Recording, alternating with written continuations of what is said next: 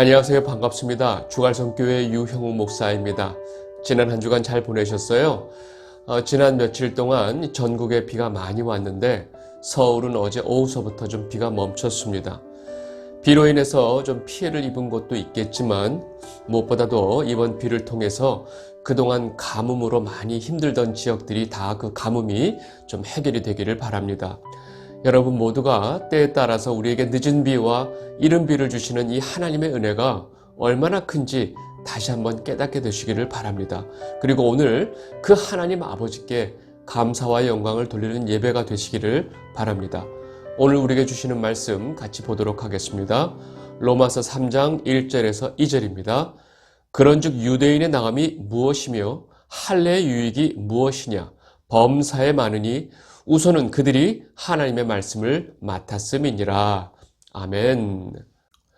우리는 지난주에 선민의식에 사로잡혀서 자신들이 받은 율법을 자랑할 줄은 알고 정작 그 율법을 지키지 않았던 유대인들의 모습을 보았습니다. 그리고 스스로 율법을 가르친다고 하는 그 선생들조차도 자신들이 가르치는 율법을 다 어기고 있었고, 그러한 자들은 오히려 하나님의 이름을 이방인 가운데서 모독을 받게 하는 자들이라는 사실도 알게 되었습니다. 유대인들은 이방인들과 달리 자신들은 하나님에게 선택받은 선민이라는 그 사실 하나만을 가지고 온갖 특권의식에 사로잡혀 있었던 것입니다. 이러한 유대인의 모습을 모태신앙이라고 자처하면서 정작 하나님 말씀과 예수 그리스도의 복음과 상관없이 살고 있는 자들과 똑같다고 지난주에 제가 말씀을 드렸습니다. 오늘 이어지는 이 로마서 2장 후반부의 본문에서는 바울이 유대인의 이 할례에 대해서 정확하게 설명을 하고 있습니다. 유대인들은 하나님께서 명령하신 그 할례가 어떤 의미인지, 왜 할례를 행하라고 말씀하신 그 이유조차 알지 못했던 것입니다. 할례는 하나님께서 아브라함을 택하시고 아브라함과 언약을 맺을 때 그 언약에 대한 순종과 충성의 맹세로 요구하신 것입니다. 하나님에 대한 마음의 결심과 회개를 육체의 한 부분 표피를 잘라냄으로써 표시한 것입니다. 이런 할례는 지금 우리가 행하는 이 세례의 목적과 기능이 같다고 보시면 됩니다. 그래서 할례라고 하는 것은 그의 삶에 하나님의 명령에 대한 순종과 충성의 삶이 전제가 될 때 비로소 의미가 있는 하나의 표식이 되었던 것입니다. 그러나 우리가 2장 앞부분에서 살펴본 것처럼 유대인들은 그 신앙에 대한 불감증과 자기 위선적인 그 형식주의가 너무나 심한 상태였습니다. 자신이 선민이라고, 자신은 할례를 받은 유대인이라고 자랑하고 유대인의 특권을 강하게 주장하고 내세우지만 실상 그들의 삶 속에 하나님에 대한 어떠한 믿음도 없었던 것입니다. 그래서 바울은 이들이 이렇게 내세우고 있는 그 할례는 하나의 표식이고 그보다 더 중요한 것은 바로 하나님에 대한 너희들의 마음이다 라고 말을 하는 것입니다. 로마서 2장 25절 보겠습니다. 내가 율법을 행하면 할례가 유익하나 만일 율법을 범하면 내 할례는 무할례가 되느니라. 내가 아무리 할례를 받은 자라 할지라도 그 율법을 범한다면 그 할례 받은 사실이 무슨 의미가 있겠느냐라고 좀 말을 하고 있습니다. 이어서 로마서 2장 26절 보겠습니다. 그런즉 무할례자가 율법의 규례를 지키면 그 무할례를 할례와 같이 여길 것이 아니냐. 마찬가지로 할례를 받지 않은 자라도 하나님의 율법의 규례를 지킨다면 그 자가 진정 할례를 받은 자의 모습이 되지 않겠느냐라고 지금 말을 하고 있습니다. 이어서 바울은 로마서 2장 27절에 다음과 같이 말합니다. 또한 본래 무할례자가 율법을 온전히 지키면 율법 조문과 할례를 가지고 율법을 범하는 너를 정죄하지 아니하겠느냐. 할례를 받지 않은 이방인들 중에 율법을 온전히 지키는 자가 율법 조문과 할례를 받았다고 하면서 정작 율법을 범하고 있는 너 같은 유대인들을 정죄하지 않겠느냐. 바울은 율법을 받았다고, 할례를 했다고, 자신들은 선민이라고 여기면서 오로지 특권만을 강조하는 이 유대인들의 이 이율배반적인 삶의 태도에 대해서 아주 돌직구를 날리고 있는 것입니다. 왜냐하면 이것이 바로 현재 유대인들이 가지고 있었던 영적인 현실이었기 때문에 그렇습니다. 제가 고등학교 시절에 아마 여러분들도 다 아시겠지만 국영수를 잘해야 공부를 잘하는 학생으로 인정을 받았습니다. 그렇게 제가 고등학교 시절에는 이 영어 공부가 굉장히 중요했었는데 그때 모든 고등학생들이 반드시 봐야 한다고 하는 영문법 책이 있었습니다. 여러분들 다 기억나시겠지만 성문 종합영어, 성문 기본영어라는 그 문법책 기억나시죠? 당시 이 성문 종합영어를 10번을 보면 서울대를 가고 5번을 보면 어딜 가고 이런 말이 있을 정도로 이 문법책은 모든 고등학생들에게 영어 공부를 위해서 제일 중요한 책으로 여겨졌던 것입니다. 그래서 공부를 못하는 학생들도 일단 가방에 이 성문 종합 영어 책을 가지고 다녔습니다. 그래서 친구들이 가방 속에 있는 이 성문 종합 영어 책을 발견하자마자 야, 너 성문 종합 영어 책 보는 거야? 와, 너 영어 진짜 잘하는구나 라고 말을 할 정도였습니다. 제가 여러분들에게 질문을 하나 해보겠습니다. 아주 비싼 돈을 주고 이 성문 종합 영어 책을 사가지고 이 가방에 넣고 다니는 학생이 영어를 정말 잘할까요? 그리고 성문 종합영어란 책이 있는지도 모르고 그냥 미국에서 살던 학생은 영어를 잘할까요? 물론 잘하겠죠. 여러분 성문 종합영어를 10번이나 본 학생도 미국에 가면 영어를 잘할 수 있을까요? 택도 없습니다. 만약에 영어를 한마디도 못하면서 이 성문 종합영어 책을 가지고 다니는 것만으로 자신이 영어를 잘한다고 이 착각하고 있는 학생들에게 여러분들은 무슨 말을 해주고 싶으세요? 지금 하나님에게 율법을 받았다고 할례를 받았다고 자랑하고 있지만 정작 하나님께서 주신 그 율법의 의미도 이해하지 못하고 율법도 행하지 않고 있는 유대인들이 딱 이와 같은 상황이라는 것입니다. 여러분 영어라고 하는 이 언어를 이해하고 영어를 말을 잘하기 위해서 문법을 먼저 공부할 뿐입니다. 아무리 어려운 문법책을 본다 한들 영어 한마디 못한다면 아무런 의미가 없는 것입니다. 그냥 성문 종합영어책 하나 사서 가방에 넣고 다니면서 또 그 책을 보지도 않고 공부도 안 하면서 자신이 영어를 잘한다고 착각하는 것은 굉장히 심각한 상태라는 것입니다. 율법과 할례에 대해서 이와 같은 태도를 가지고 있는 유대인들에게 지금 바울이 다음과 같이 말을 하고 있는 것입니다. 로마서 2장 28절 29절입니다. 무릇 표면적 유대인이 유대인이 아니요 표면적 육신의 할례가 아니니라. 오직 이면적 유대인이 유대인이며 할례는 마음에 할지니 영에 있고 율법 조문에 있지 아니한 것이라. 그 칭찬이 사람에게서가 아니요 오직 하나님에게서니라. 아멘. 여러분 영어로 말을 할 때 영어 문법이 중요한 것은 아닙니다. 지금 당장 영어 단어 몇 개밖에 모르지만 손짓 발짓을 이용해서 상대방에게 내가 하고자 하는 말을 잘 전달할 수 있는 능력이 더 중요한 것입니다. 바울은 지금 유대인들이 자랑하는 율법 조문보다 그 율법에 담겨있는 하나님의 마음과 뜻을 가지고 살아가는 것이 더 중요하다고 말을 하는 것입니다. 그리고 사람들에게 보여주기 위한 거치레로 사람들에게 칭찬받는 것은 아무 의미가 없다는 것입니다. 우리가 칭찬을 받아야 할 분은 오로지 하나님밖에 안 계신 것입니다. 온 세상 사람들로부터 칭찬을 받는다고 해도 정작 하나님에게 칭찬을 받지 못한다면 그 사람은 하나님의 진노의 심판을 받기 때문에 그렇습니다. 이렇게 2장 전체가 선민이라고 하는 그 유대인들의 죄악을 아주 적나라하게 낱낱이 고발을 하고 있습니다. 만약 여기까지 바울이 하는 말을 유대인들이 듣고 있었다면 유대인들은 자신들의 그 지적당한 그 죄악에 대해서 다음과 같이 반문하고 다음과 같이 변명을 할 것이라고 지금 바울은 예상되는 질문에 대해서 다음과 같이 대답을 합니다. 그 예상되는 첫 번째 질문이 뭐냐면 그렇다면 그렇게 유대인들이 이렇게 죄악이 많다면 우리가 이방인들에 비해서 하나님께 택함 받은 그 유대인으로서 더 나은 유익이 없단 말이냐라고 질문을 한다는 것입니다. 이러한 질문에 대해서 바울이 다음과 같이 답을 하고 있습니다. 로마서 3장 1절에서 2절입니다. 그런즉 유대인의 나음이 무엇이며 할례의 유익이 무엇이냐? 범사에 많으니 우선은 그들이 하나님의 말씀을 맡았음이니라. 바울은 너무나 분명하게 유대인들의 유익은 여러 가지가 있지만 무엇보다도 다른 이방인들보다 먼저 하나님의 말씀을 받았다는 사실이라고 말을 합니다. 범사에 많다고 하는 것은 사실 이것 외에도 유대인들이 많은 유익을 가지고 있다는 것을 말하고 있습니다. 그러나 그 무엇보다도 하나님으로부터 하나님의 말씀을 맡은 것이 유대인이 가지고 있는 가장 큰 유익이라고 말하고 있습니다.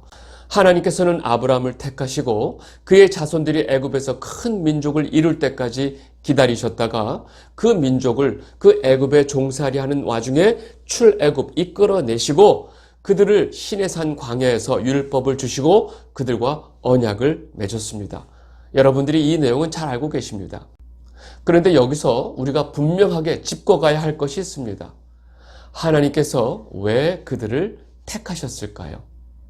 왜 하나님은 아브라함과 그의 자손들을 택하시고 그들에게 율법을 주시고 그 혈통으로 예수 그리스도가 오시도록 하셨을까요? 여러분, 여기에 대한 답을 여러분들 분명히 알고 계셔야 합니다. 하나님의 입장에서 볼 때 하나님께서 그들을 택한 이유는 아무것도 없다는 사실입니다. 온전히 하나님의 은혜로 그들을 택해 주신 것입니다. 유대인들이 어떤 특별한 능력을 가지고 있고 하나님 앞에 특별한 행동을 해서가 아니라는 것입니다. 온전히 하나님의 주권으로 하나님의 은혜로 일방적으로 그들을 택해 주신 것입니다. 그런데 유대인들은 자신들이 혈통적으로 매우 우수한 민족이고 자신들은 하나님 앞에 뭔가 특별한 사람들이라고 여기면서 그 이유들로 인해서 자신들이 선택을 받았다고 착각한 것입니다.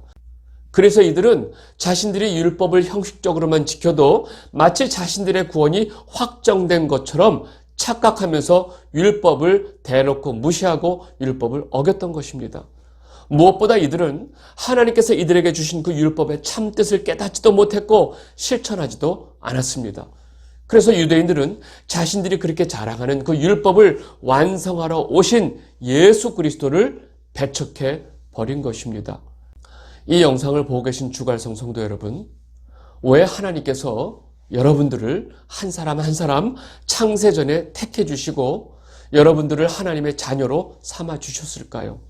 여러분들은 그 이유를 알고 계신가요? 왜 여러분들은 지금 이렇게 예수 그리스도의 참복음의 말씀을 듣고 깨닫게 해 주실까요? 혹시라도 여러분들에게 그만한 자격이 있고 여러분들에게 택함 받을 만한 이유가 있다고 생각하신다면 여러분들 또한 아주 심각한 상태라고 보시면 됩니다. 완전한 착각이기 때문에 그렇습니다.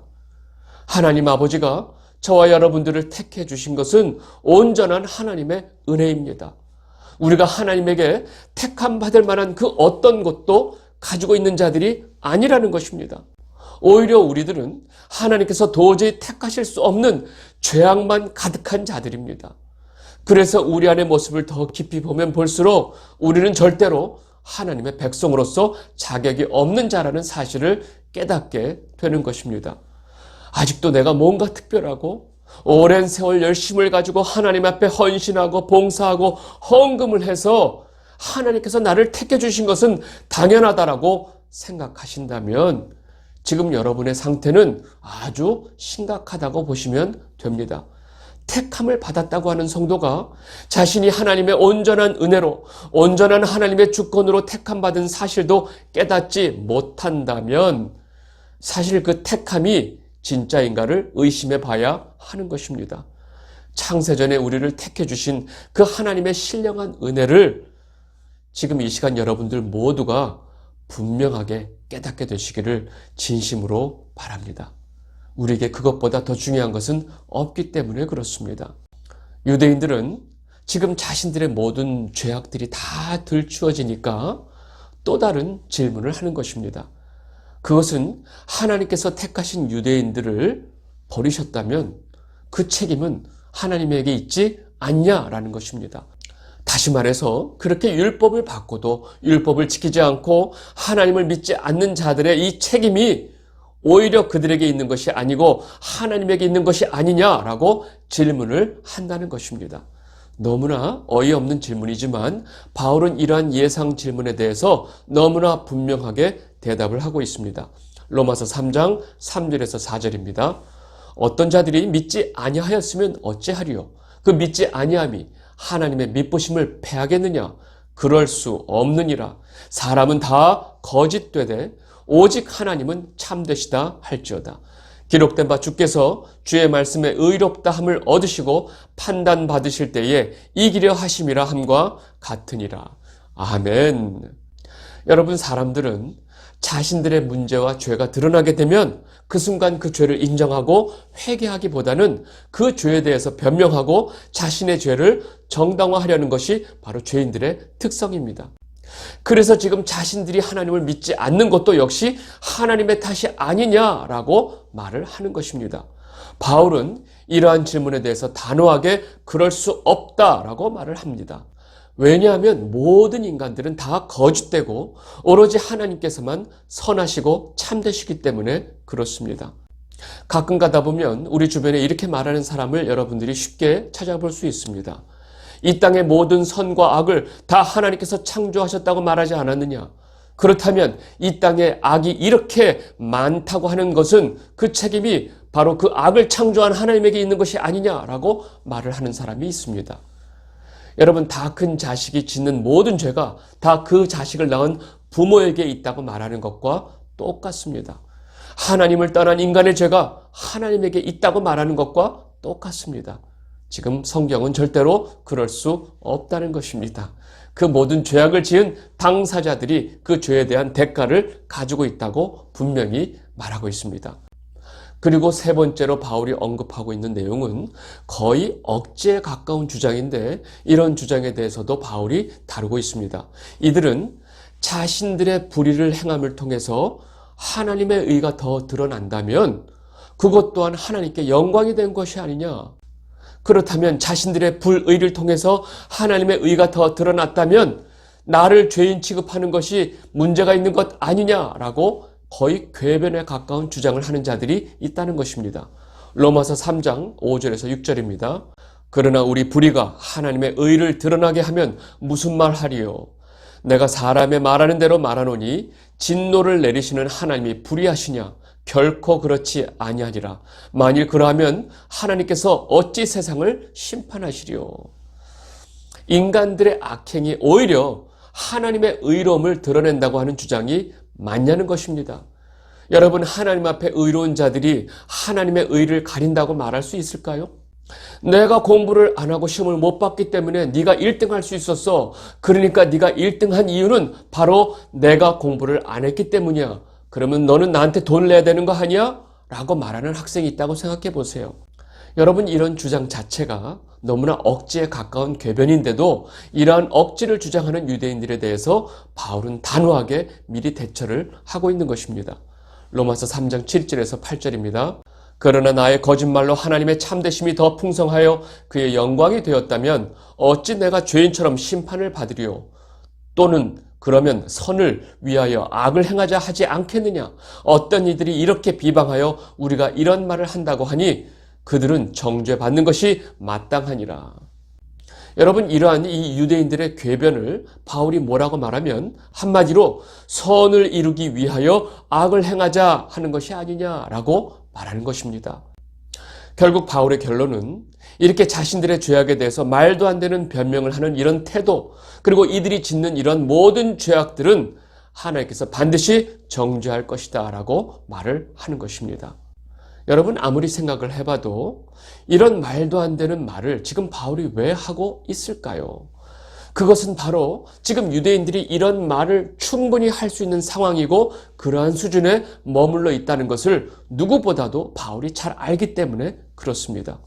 저는 이 본문을 보면서 설마 유대인들이 이런 억지 같은 주장을 할까라는 생각이 들면서도 바울이 이러한 주장에 대한 대답을 하는 모습을 보면서 예전에 교회에서 집사라고 하는 자들이 항상 밖에 나가서 술자리에서 항상 하는 말이 생각이 났습니다. 술잔을 높이 들고 주님, 저는 주님을 사랑합니다 라면서 그 소주잔에 소주를 들이키면서 진짜 저는 주님을 사랑합니다 이렇게 말하는 자들이 생각이 났습니다.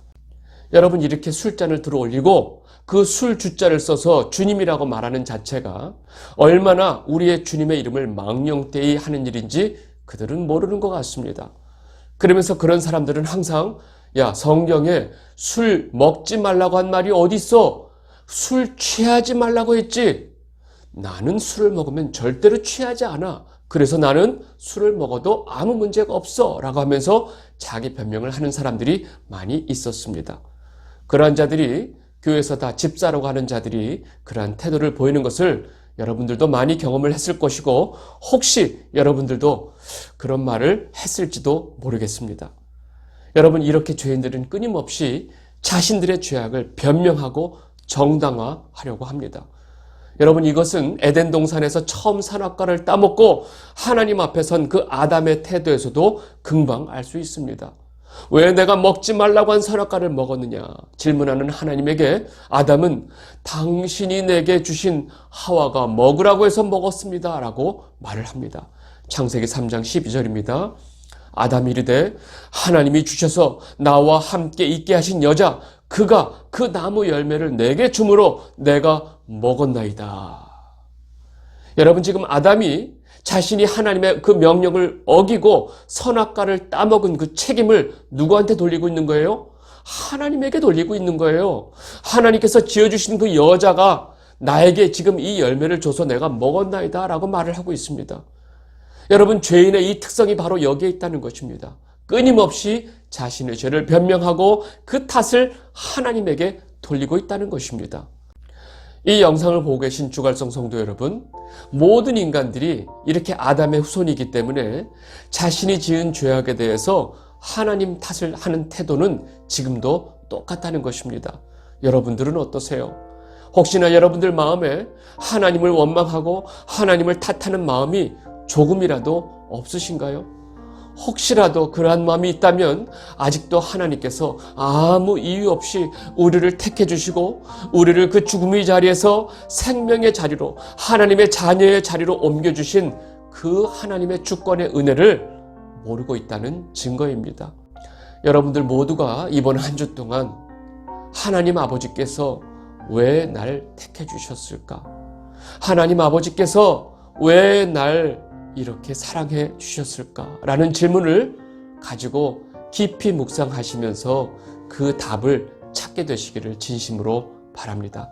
오늘 말씀 여기까지 하도록 하겠습니다. 감사합니다.